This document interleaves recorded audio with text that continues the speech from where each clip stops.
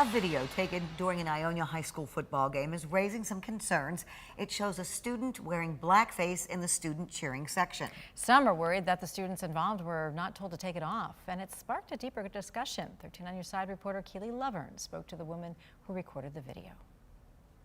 Lindsay McKee was in the stands at an Ionia high school football game when something caught her eye. We saw them walking up. There was probably a handful of them with the blackface on.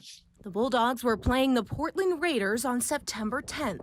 We were instantly like, oh my God, like they can't do that, especially like with everything that's happening, and it's just racist. Lindsay recorded this video in hopes of sparking some change or discussion following the game. She says she was concerned that no one seemed to think it was an issue. People thought it was funny. There was multiple administration monitoring the crowd. They didn't ask them to take the blackface off or the do-rags off. They just kind of went with it, saying it was a blackout game. Merriam-Webster defines the term blackface as, quote, dark makeup worn to mimic the appearance of a black person and especially to mock or ridicule black people. The school says that was not the intention of their students. In a statement sent to me following a request for comment, Superintendent Ben Girk says in part, quote, we recently became aware of a report attempting to link our football student section blackout correlating our Bulldog color profile, including both black and blue colors, as an offensive act. Administrators investigated and determined that this was an effort by students to support their Bulldogs by wearing black eye paint and or black attire during the September 10th varsity football game.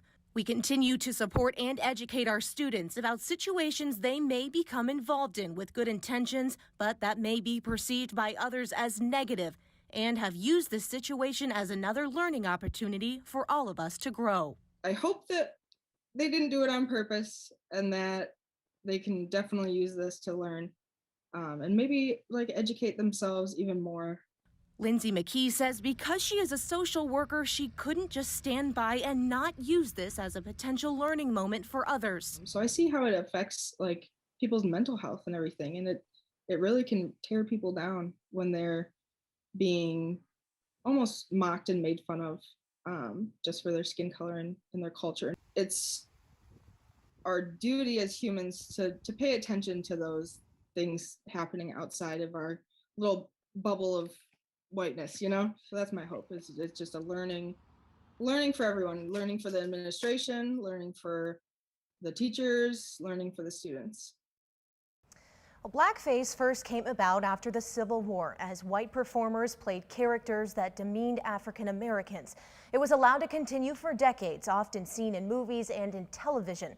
The Jim Crow Museum at Ferris State University takes a look, though, at this part of American history and more. We do have a link to that video on our website at 13onyourside.com.